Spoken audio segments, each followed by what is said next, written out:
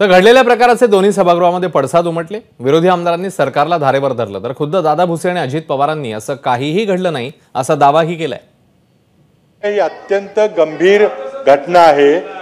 महाराष्ट्र विधिमंडळाच्या इतिहासामध्ये कधी घडलेली नाही आहे। त्यामुळे आपण आमच्याकडून एवढीच अपेक्षा आहे की आपण एक रुलिंग द्यावं। या घटनेचं चित्रीकरण आपण सभागृहाला दाखवणार का किंवा काही बाहेर नका देऊ, पण आज विधिमंडळाची एक समिती आहे, घटनेच्या मीटिंगमध्ये दाखवा।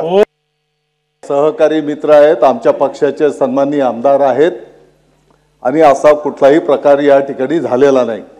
या गोष्टीचं मी या ठिकाणी खंडन करतो।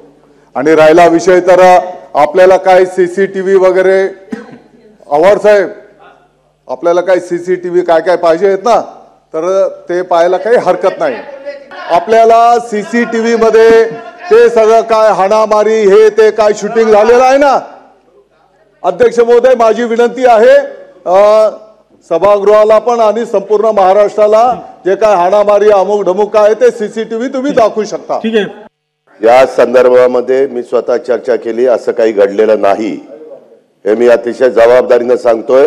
मी त्या दोघांशी पण बोललोय, ते म्हणाले असं काही घडलेलं नाही। ते दोघंही सभागृहामध्ये येऊन देखील सांगायची त्यांची तयारी आहे। कामकाज सुरू करा। एबीपी माझा, उघडा डोळे बघा नीट।